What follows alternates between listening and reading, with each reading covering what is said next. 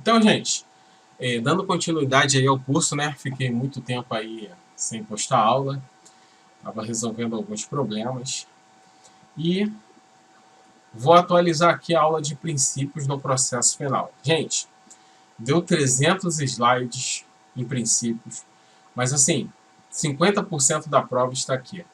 Não abrange só o princípio, porque assim, eu fui fazendo questões da CESP, né? Saiu aí o concurso da PRF e da PF, então a gente não pode dar mole.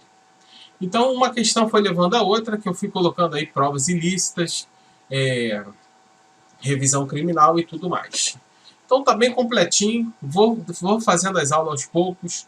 Vou pegar 30 minutos do slide de cada aula e vou fazer 40 resoluções de questões da banca CESP de princípios. Então, tá aí concurso jurídico e policial em casa, princípios no CPP. Vamos ao que interessa. Princípio do indúbio pro réu. Princípio de suprema importância. Somente uma certeza viabiliza uma condenação. Então, o princípio do indúbio pro réu, somente uma certeza viabiliza uma condenação. O indúbio pro réu é um princípio processual penal que se caracteriza por uma absorção de quê? Por insuficiência de prova. Se o juiz estiver em dúvida, ele vai absolver o réu por insuficiência de prova. Quando o juiz não está convencido, é uma regra de julgamento, está lá no 386, 7 do CPP. O indúbio pro réu é uma das formas do favor rei. Grande princípio no CPP, de forma ampla, significa favor do réu, que se manifesta. O favor rei é um princípio gênero, do qual existem muitas espécies. Então temos o favor rei com várias espécies, uma delas é o indúbio pro réu. O que mais se parece com este é o indúbio pro réu, na dúvida a favor do réu. Então nós temos aqui, né, princípio do indúbio pro réu. O indúbio pro réu é um princípio processual penal que se caracteriza do quê? Por uma absolvição por insuficiência de prova. Quando o juiz não está convencido, é uma regra de julgamento, está lá no 386, inciso 7º do CPP. É uma das formas do favor rei, né? Grande princípio do CPP que diz que é a favor do réu. O favor rei é um princípio gênero do qual existem muitas espécies e uma delas é o indúbio pro réu que diz que na dúvida a favor do réu. Então vamos dar a lida aí no 386, né? O juiz absolverá o réu, mencionando que a causa na parte dispositiva, desde que se reconheça 1. Está provada a inexistência do fato. Ficou provado ali que não houve aquele fato. 2. Não haver prova da existência do fato. O fato ocorreu, mas não há prova. O fato ocorreu, mas não tem prova de provar que aquele fato ocorreu ou não. Parece até que tem uma relação de causalidade entre o 1 e o 2, né? Mas está provada a inexistência do fato. Não houve aquele fato. No 2, não haver prova da existência do fato. Teve a existência do fato, porém não tem prova daquele fato existir ou não. Não constitui o fato que é uma infração penal. Ele cometeu lá, empurrou a sogra do 5º andar. A sogra morreu.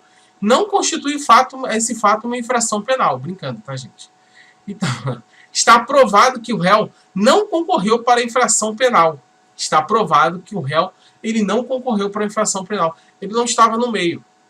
Não existe prova de ter o réu concorrido para a infração penal. Não tem prova contra ele que ele estava no meio do bolinho ali.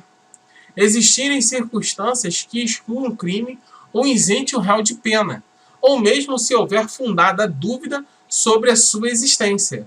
Aqui nós temos algumas excludentes e tudo mais.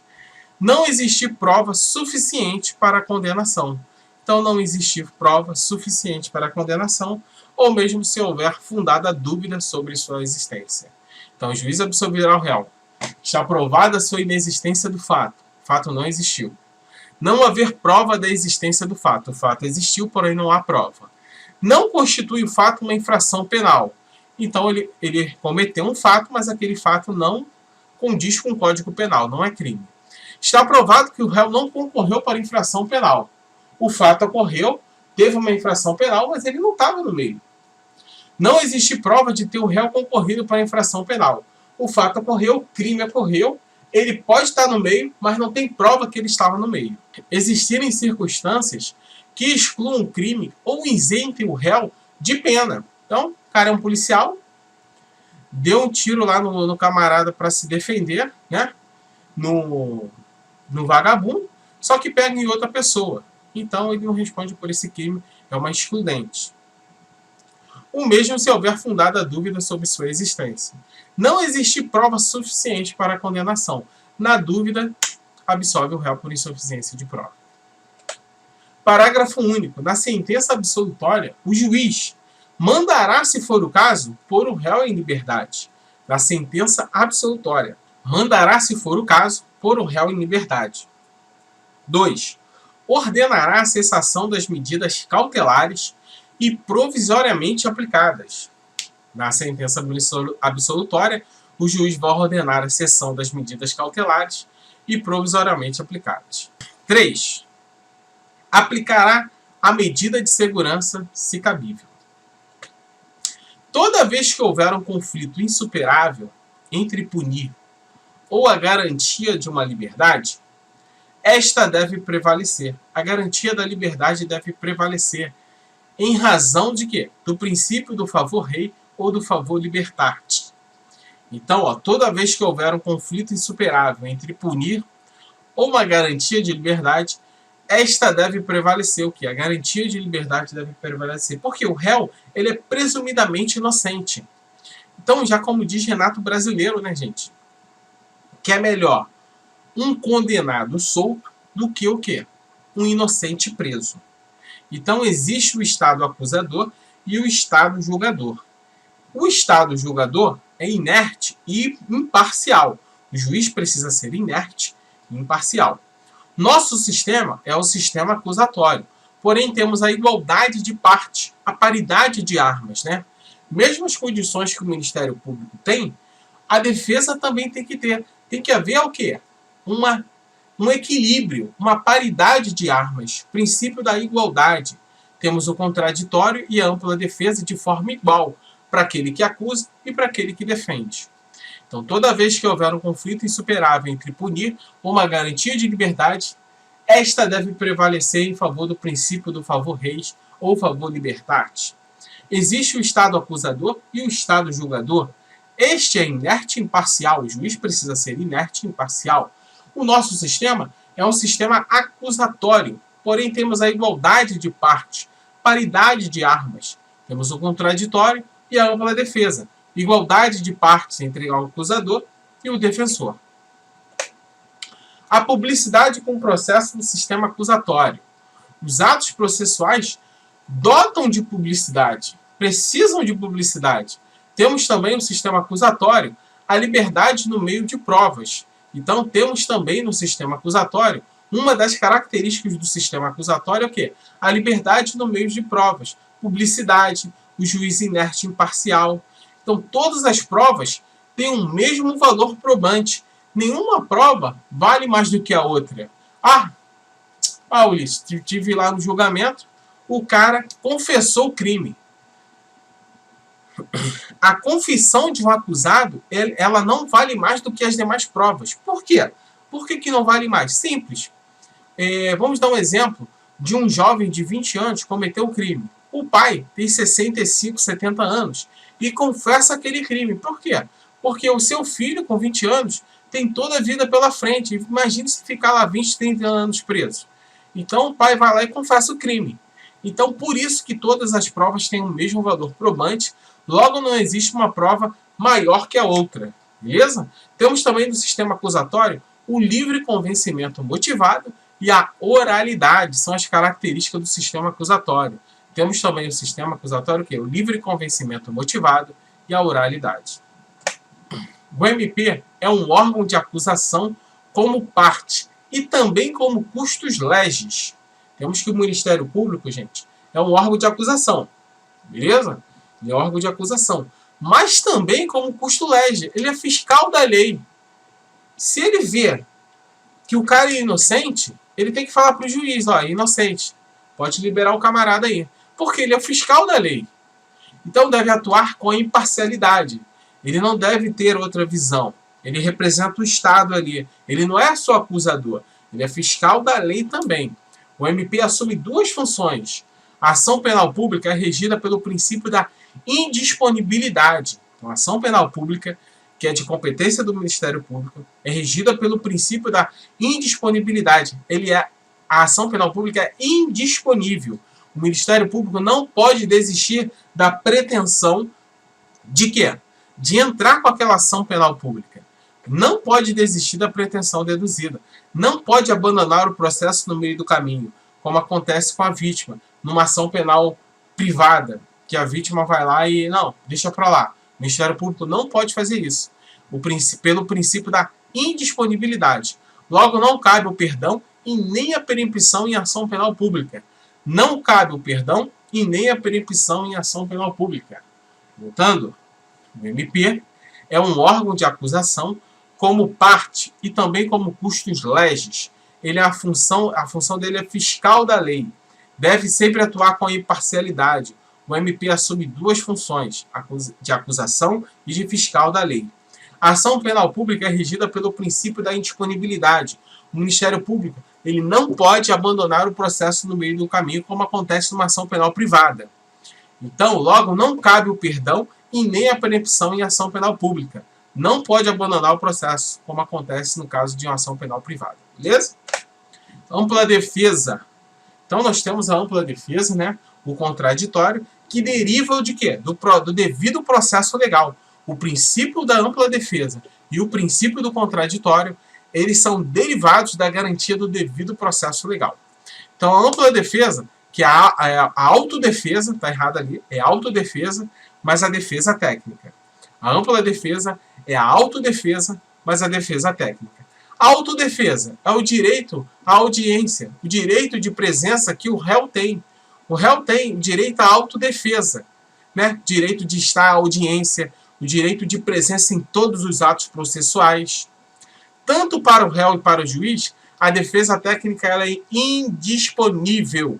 Então, gente, a autodefesa para o réu, ela pode ser renunciável. Agora, a defesa técnica é irrenunciável. Ela é indisponível, tanto para o réu quanto para o juiz. Já a autodefesa para o réu, ela é disponível. O réu pode estar ou não.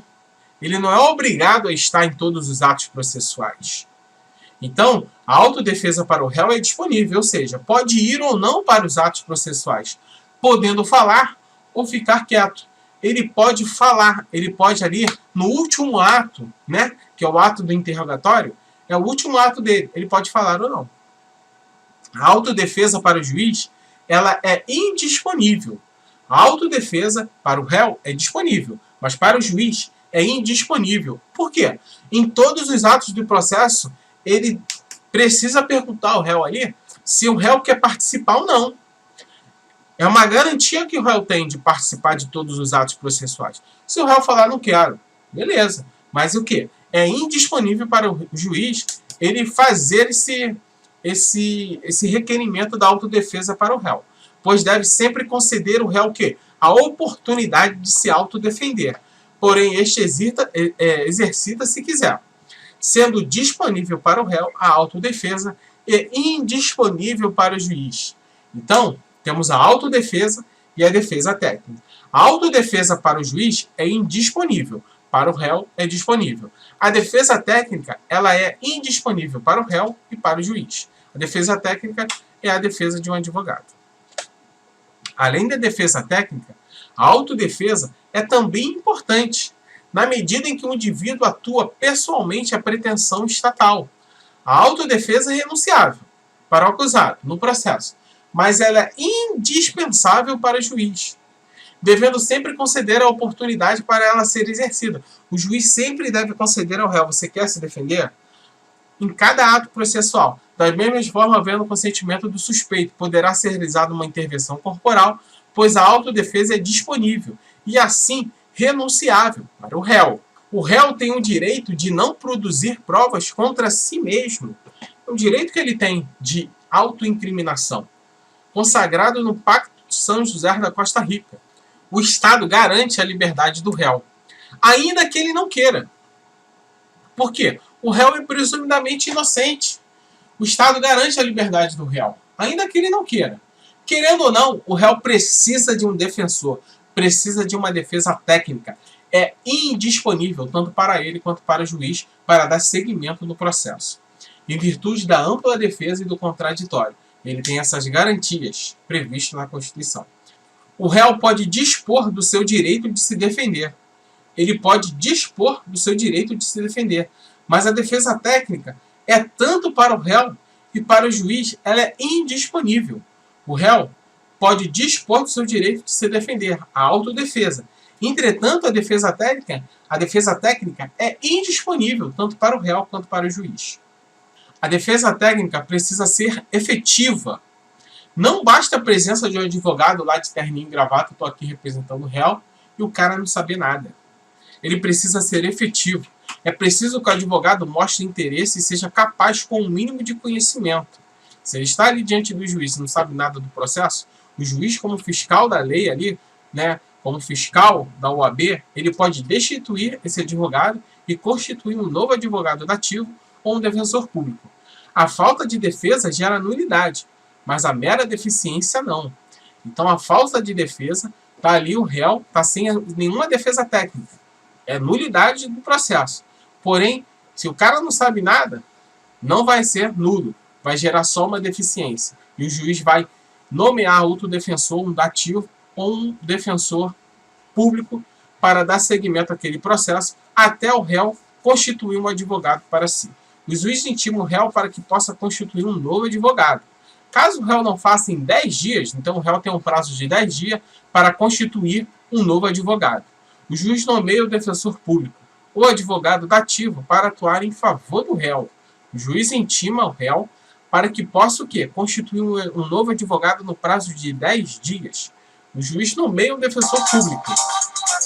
Então, a falta de uma defesa técnica, ela gera nulidade. Importante isso. Mas a sua deficiência não.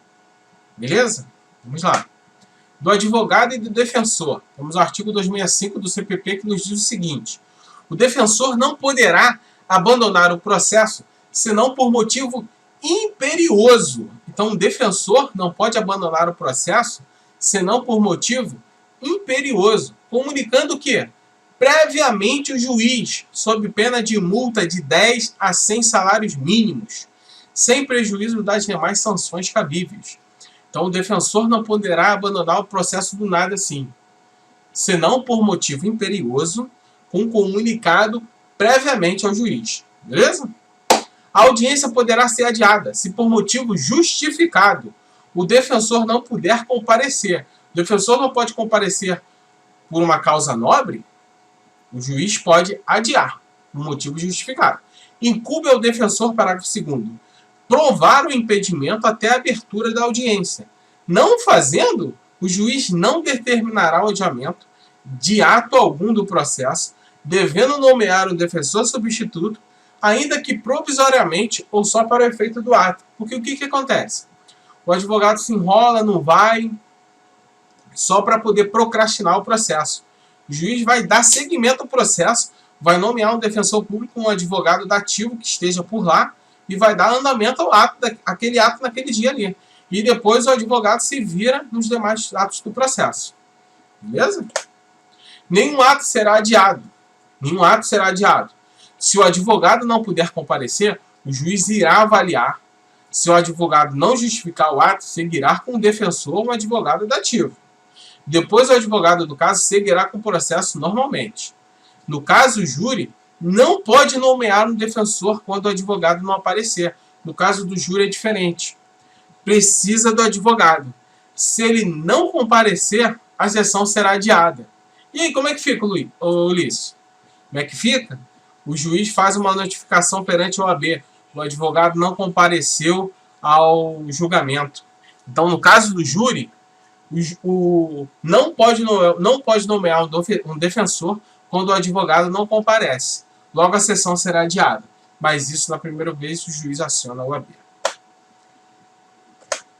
O réu não pode mentir.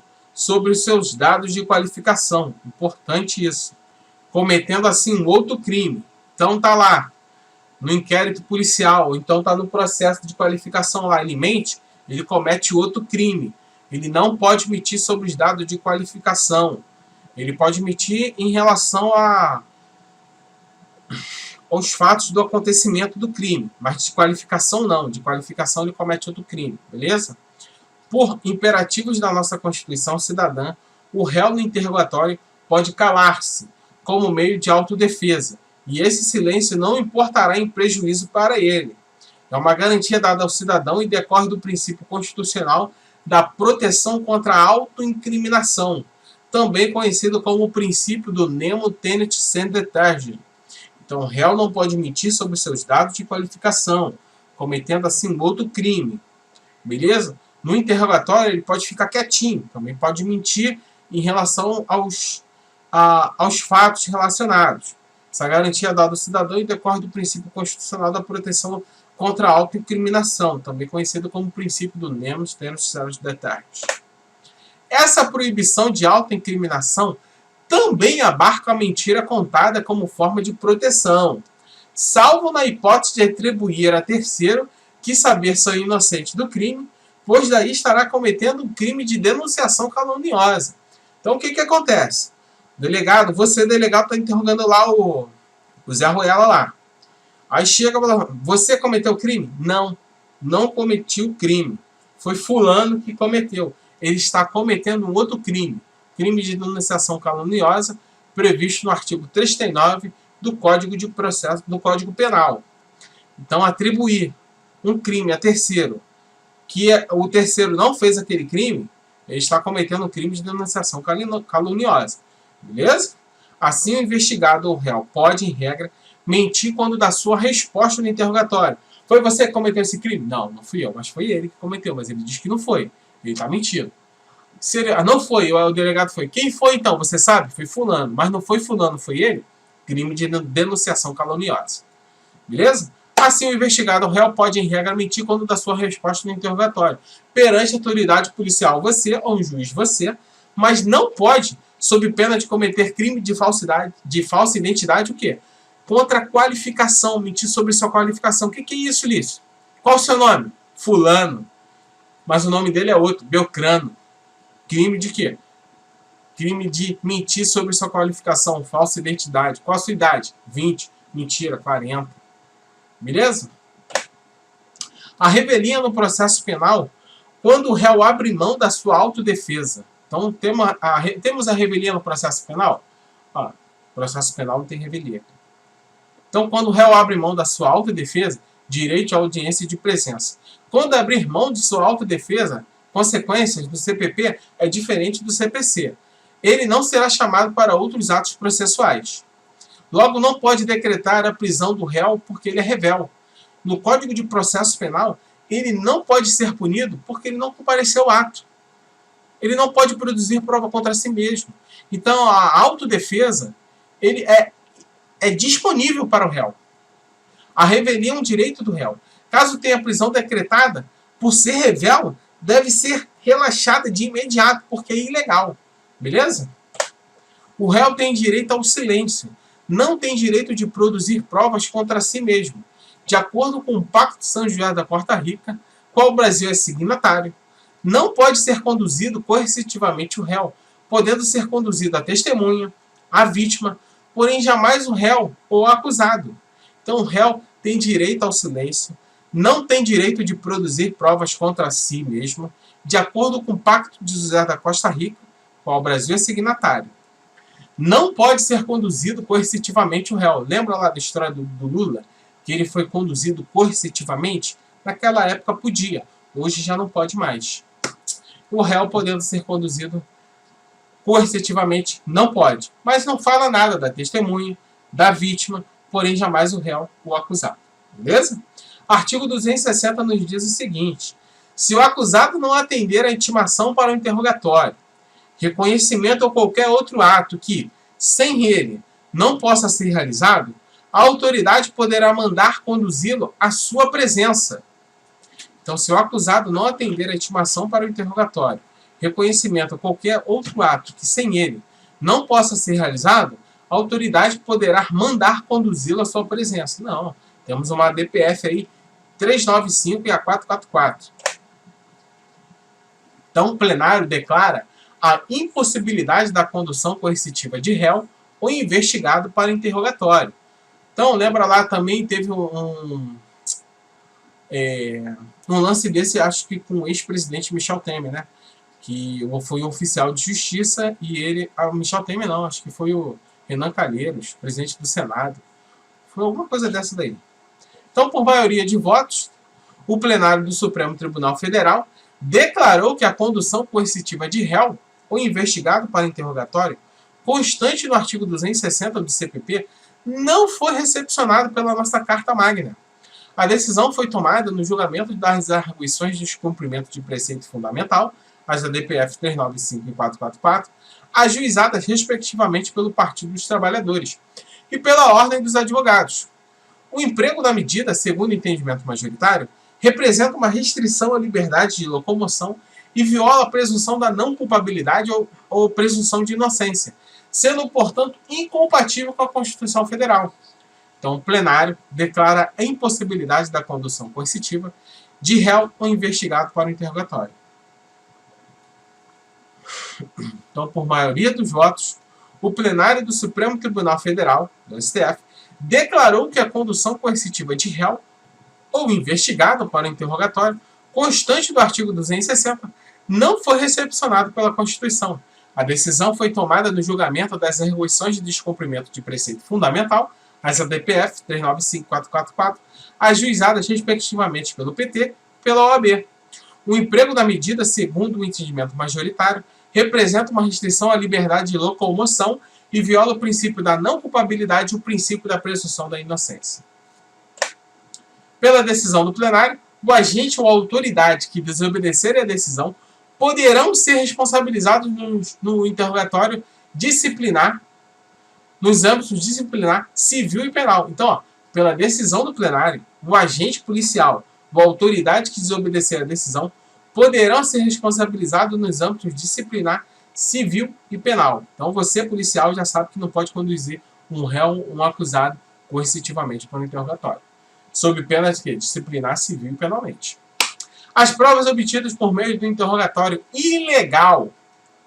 Então, nós temos aí as provas obtidas por meio de interrogatório ilegal. Também podem ser consideradas provas o quê? Ilícitas, sem prejuízo da responsabilidade civil do Estado. As provas obtidas por meio do interrogatório ilegal também podem ser consideradas ilícitas, sem prejuízo da responsabilidade civil do Estado. Ao proclamar o resultado do julgamento, o presidente do STF, a ministra Carmen Lúcia, ressaltou ainda que a decisão do tribunal não desconstitui interrogatórios realizados até a data de hoje. Então, todo interrogatório feito desse tipo não é desconstituído, mesmo que o investigado ou réu tenha sido conduzido coercitivamente para tal ato do julgamento, o que aconteceu com o ex-presidente Lula. Esse é um diálogo que, infelizmente, ainda ocorre em muitas salas de audiência, fruto de uma equivocada compreensão acerca do espaço processual ocupado pelo acusado, e principalmente uma errônea transmissão de categorias, absolutamente inadequadas, do processo civil para o processo penal, mas uma herança da mafalda teoria geral do processo e manifestação da cultura autoritária de alguns julgadores. Primeiro, está o réu obrigado a comparecer a todos os atos processuais? Não. Ele não está obrigado a comparecer em todos os atos processuais, porque ele não é obrigado a produzir prova contra si, e a autodefesa é disponível para o réu, porém disponível para o juiz, apenas quando o dever de comparecimento for determinado na concessão de liberdade provisória. Então temos ali o réu preso, a liberdade provisória, ele tem que estar presente. Após a prisão em flagrante, nos termos do artigo 310, parágrafo único do CPP. Então, quando o dever de comparecimento for determinado na concessão da liberdade provisória, após a prisão em flagrante, o réu precisa estar ali presente para poder ter a liberdade provisória. Outra hipótese de obrigação de comparecimento pode decorrer da incidência de medidas cautelares diversas, lá no artigo 319, de 1 a 8º, ou da fiança do artigo 350. hipótese de obrigação de comparecimento. Então, ó, outra hipótese de obrigação de comparecimento pode decorrer de quê? Da incidência de medidas cautelares diversas. Então, ó, quando o dever de comparecimento for determinado na concessão de liberdade provisória e também de medidas cautelares diversas ou da fiança no artigo 350 do CPP.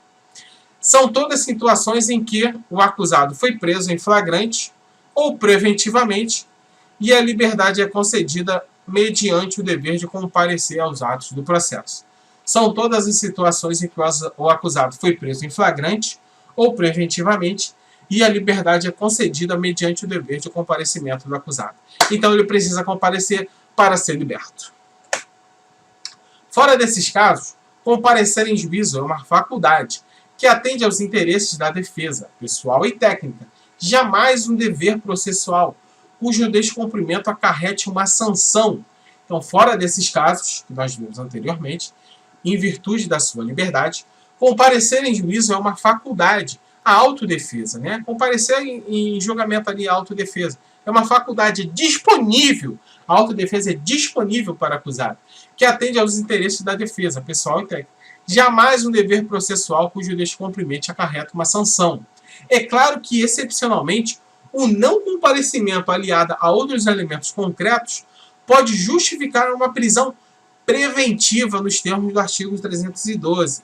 Então, aí é uma situação atípica, né? O não comparecimento aliado a outros elementos concretos pode justificar uma prisão preventiva que está previsto no artigo 312, garantia da aplicação da lei penal. Mas essa é uma situação pontual, grave e aliada a outros dados fáticos que demonstram a existência do perigo libertate, uma outra situação.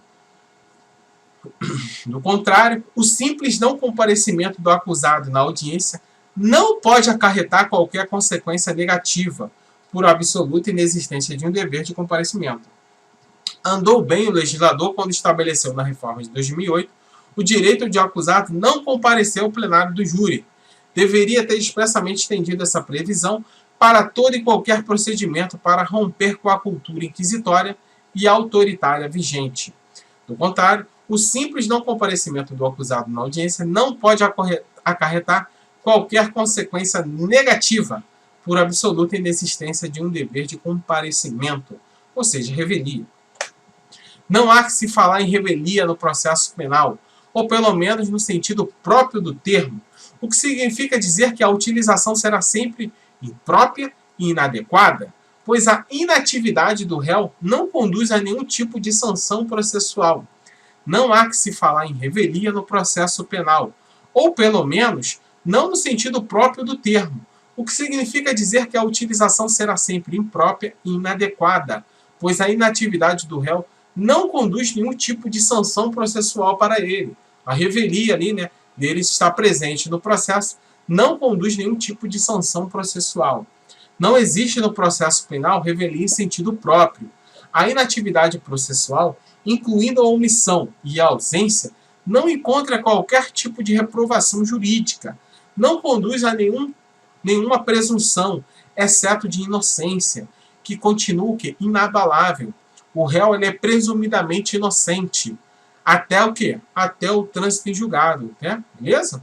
Nada de presumir-se a autoria porque o réu não compareceu, jamais. Então não há que se falar em revelia no processo penal. Ou pelo menos, não no sentido do próprio termo, que significa dizer que a utilização será sempre o quê? Imprópria e inadequada. A inatividade do réu não conduz a nenhum tipo de sanção processual. Não existe no processo penal revelia em sentido próprio. A inatividade processual, incluindo a omissão e a ausência, não encontra qualquer tipo de reprovação jurídica. Não conduz a nenhuma presunção, exceto a de inocência, pois o réu é presumidamente inocente, que continua o quê? Inabalável. Também se deve ponderar que admitir a revelia e seus efeitos conduziria a admitir um processo penal contumacial. O que é isso, Liz? É a recusa de um acusado em comparecer a juízo quando o obrigado, ou quando for de seu interesse. Então tá lá, é de seu interesse, ele é obrigado a comparecer, ele não foi. É contumância, beleza? Absolutamente incompatível com o processo penal. Por quê? O contraditório é assegurado o contraditório no artigo 5º, né? Também se deve ponderar que admitir a revelia em seus efeitos conduziria a admitir um processo penal contumacial. Então, o nosso processo penal não é contumacial. A presença da defesa técnica, ainda que o acusado tenha sido devidamente intimado, mas esteja ausente, é suficiente, pois o advogado constituído ou nomeado é o réu em juízo. Ele representa o réu ali em juízo. É a defesa efetiva no ato. O advogado presente é a defesa efetiva no ato, mesmo o réu ali presente ou não. Contumácia, orgulho, soberbo, é a recusa de um acusado em comparecer ao juízo quando obrigado ou quando for de seu interesse. Então, o nosso CPP não é contumácio. Juridicamente, contumácia é a desobediência deliberada em não estar presente após a convocação ou julgamento. A contumácia também é denominada revelia e o contumaz, revel. No direito processual civil, a revelia ocorre quando o réu não apresenta a sua defesa após ser devidamente o quê? Citado no processo civil. Ele é o quê? Ele é revel quando não apresenta a sua defesa após o ser o quê? Devidamente citado. A presença da defesa técnica, ainda que o acusado tenha sido devidamente intimado, mas esteja ausente, é suficiente, pois o advogado constituído e nomeado é o réu em juízo e a defesa é efetiva no ato. Beleza? Em suma, por qualquer lado que se aborde, a revelia e a contumácia são incompatíveis com o processo penal brasileiro.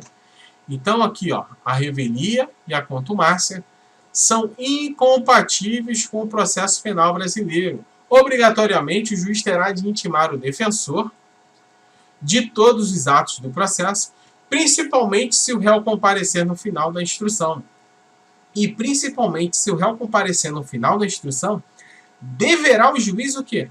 Obrigatoriamente interrogar o réu, respeitando-se o direito de silêncio, é claro. Então, a autodefesa para o juiz ela é indisponível. Já para o réu é disponível. Então, mesmo o réu estando ali, o juiz precisa. Você quer se defender? Quer falar alguma coisa? Constitui uma nulidade absoluta o réu presente na audiência. Importante isso aqui. Então, ó, constitui uma nulidade absoluta o réu presente na audiência não ser interrogado porque anteriormente foi o quê? Foi decretada a sua revelia. Ele não apareceu em nenhum ato. Mas no último ato, que é o ato do seu interrogatório, ele apareceu. E o juiz foi lá e não deu o quê? O direito à liberdade dele se autodefender. O quê? Constitui uma nulidade absoluta para o réu isso. Porque ele precisa, a sua autodefesa é indisponível para o juiz. Beleza? Enfim, nenhum dos efeitos da revelia se aplica no processo penal. Nenhum dos efeitos da revelia se aplica no processo penal. Importante. Sendo completamente inadequada a utilização dessa categoria, pois não recepcionada pelo processo no marco constitucional. Na perspectiva do processo penal, não existe revelia. Pode haver processo em situação de ausência do réu, quando o citado ou intimado não comparece. Então está lá. O advogado está lá, mas ele não foi. Mas no último ato ele foi. Então o juiz precisa dar o quê? A ele a liberdade dele se defender no interrogatório. O ato será realizado com a defesa técnica sem qualquer restrição, mas também sem qualquer tipo de punição processual para o réu, sendo revel não. Se ele não compareceu, ele não precisa ter nenhum tipo porque ele não compareceu. O princípio do contraditório a gente vai ver em outra aula. Para você que gostou, se inscreva no canal. Se liga aí que tem muita coisa boa. Até o próximo vídeo e até a próxima aula.